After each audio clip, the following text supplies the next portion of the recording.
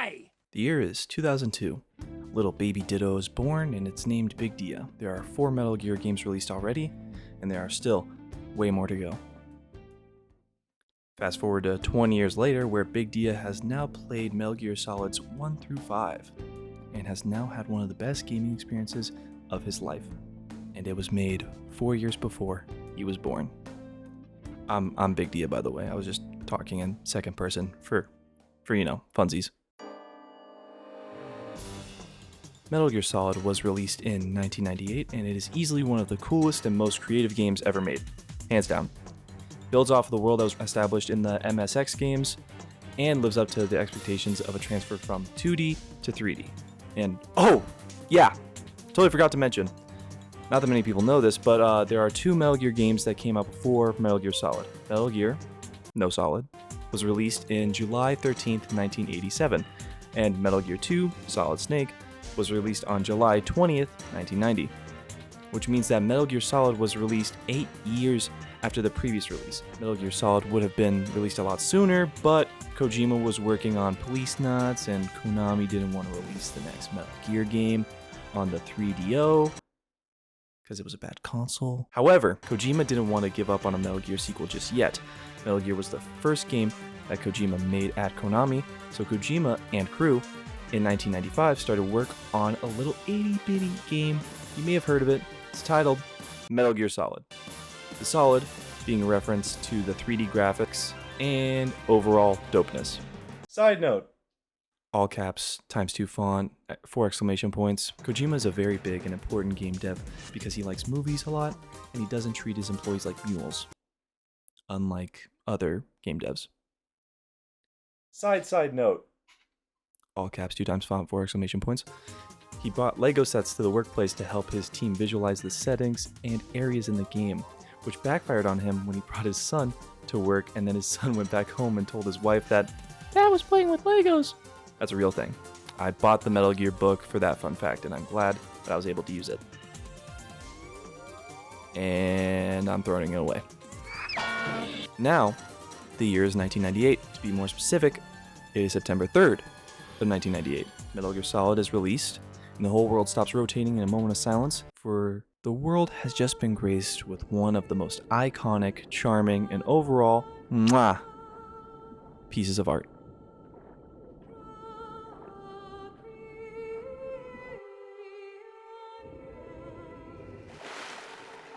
Now, before I dive into how good the game is, let me start off with how good the game feels. As soon as you boot up the game, you are greeted with the basic company logos, and then boom! Metal Gear Solid with some sick-ass art to show. Once the game gets the ball rolling, there's a cutscene that gives you the gist of the story, and a section of the game that helps the player understand how the controls are. All the while, there are opening credits for the main people who worked on the game as if it was a motherfucking movie. That's the best part of this game, is how much it feels like a blockbuster movie. Not like sitting through hour-long cutscenes with a bucket of popcorn in your hand, but with game's own charm and presentation. I mean, look at the Revolver Ocelot intro. Oh, the one that the boss keeps talking about. And you? Special Operations Foxhound. Revolver Ocelot.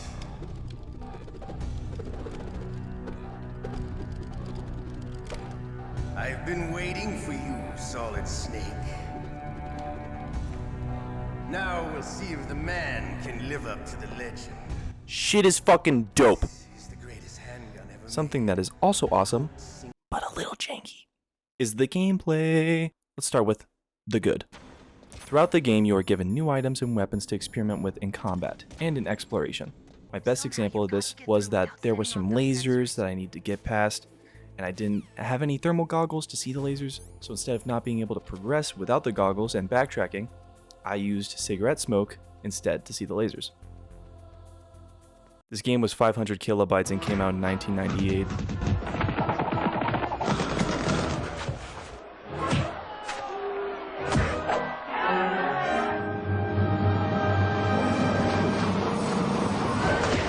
So many mechanics are introduced with little to no context, leaving the player to experiment with items to see what is the easiest way to get through gameplay and boss fights. This is best illustrated through the Psycho Mantis fight, where he can read your mind aka gamer gaming inputs. So to counter this, you have to plug your controller into the second port of the PS1. That shit is so rad and only reminds me about how no other games have done anything like this for 22 years. But who knows, maybe a game coming out in 2023 will have you changing Wi-Fis. However, by saying, this game came out in 1998, what? You could also say, oh yeah, this game definitely came out in 1998. For every time that a guided missile is given to Snake, Snake can't land a punch for shit.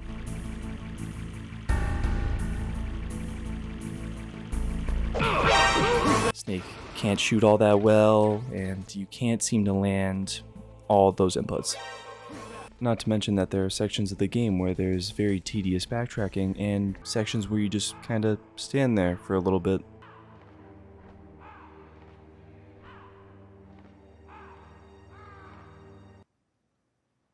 Dude, that was a bummer. Whatever happened to showmanship? Remember, they worked real hard to get that just right. To get what just right? What do you think? I would want to sue the people who made that. However, you tend to not notice like a lot of the jank because of how well the game presents the mechanics that it has. The mechanics and gameplay are of course tied together in a neat bow by the characters and the story. What was she fighting for? What am I fighting for? What are you fighting for? Nothing is cooler than someone that is cool, i.e. Revolver Ocelot, or Psycho Mantis, or Vulcan Raven, or Sniper Wolf, or Liquid Snake. If you have a brain and are smart, then you will have noticed that I have stated that all the antagonists of Metal Gear Solid are based and cool-pilled. That's because they are, dude. I won't go into how all the characters play off of Snake super well. All I can say is that I love all of them, and they aren't even the best characters. Listen, Meryl. Everybody feels sick the first time they kill someone. Unfortunately, killing is one of those things that gets easier the more you do it. In a war, all of mankind's worst emotions, worst traits come out. It's easy to forget what a sin is in the middle of a battlefield.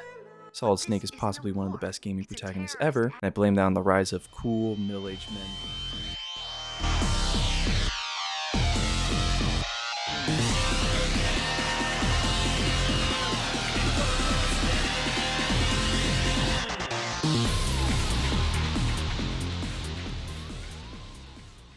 That's enough about the entire Yakuza cast. Back to the epic Metal Gear.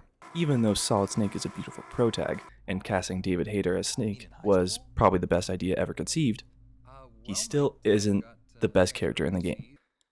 I almost forgot about Meryl and Gray Fox. Meryl is cool because she's a very pretty, low-poly woman who is also a tomboy, and I'm surprised no Twitter artists draw more of her. This is a call to action, people.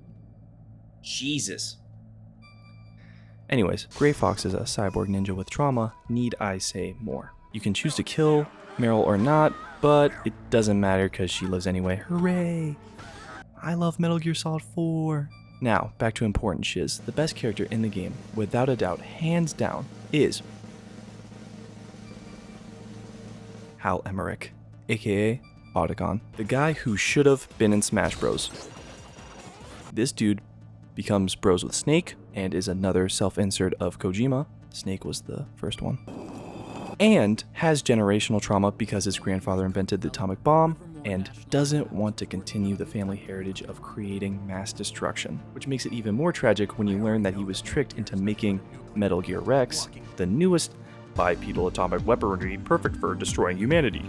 Onto the story. Spoilers ahead! If you don't want to get spoiled, go to this timestamp, please. Thank you.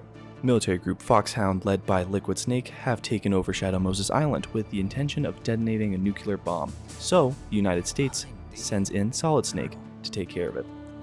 Snake takes out all of Foxhound members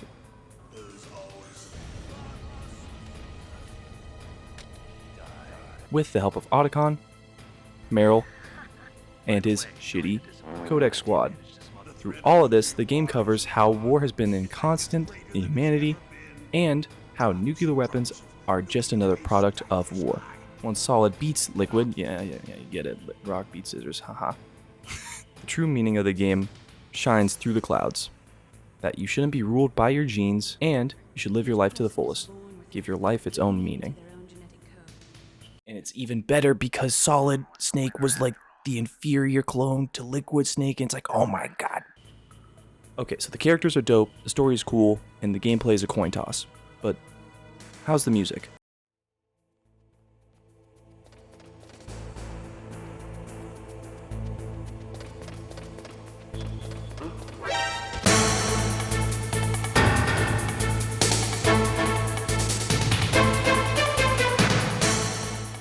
Shit rocks. So many tracks fit so many set pieces of the game, not to mention how every track is iconic its own right.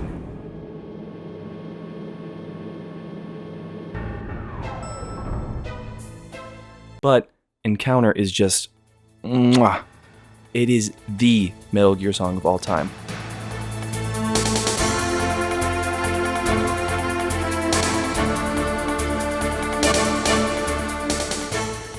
No matter how you look at the series, you have heard this song. Once you get caught stealthing around, this song plays and is the perfect lead up to either a game over screen or the perfect getaway. Now, time for the perfect cutaway.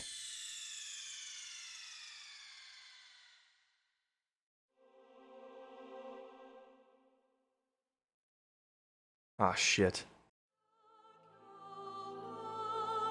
Metal Gear Solid is one of the best games ever, and it sucks that I wasn't playing it when I was a little baby. I feel like I would have been way more articulate. No matter how you look at it, I'm truly glad to have had the opportunity to play such a masterpiece and to have experienced Kojima's magnum opus. I only wish that one day I can make something on the same level as this. Thank you all so much for watching. If you enjoyed, please be sure to subscribe, and if you really enjoyed the video, then follow my Twitch, because I'm funny on there. Thank you, and see you in another year when the next video comes out. Bye-bye.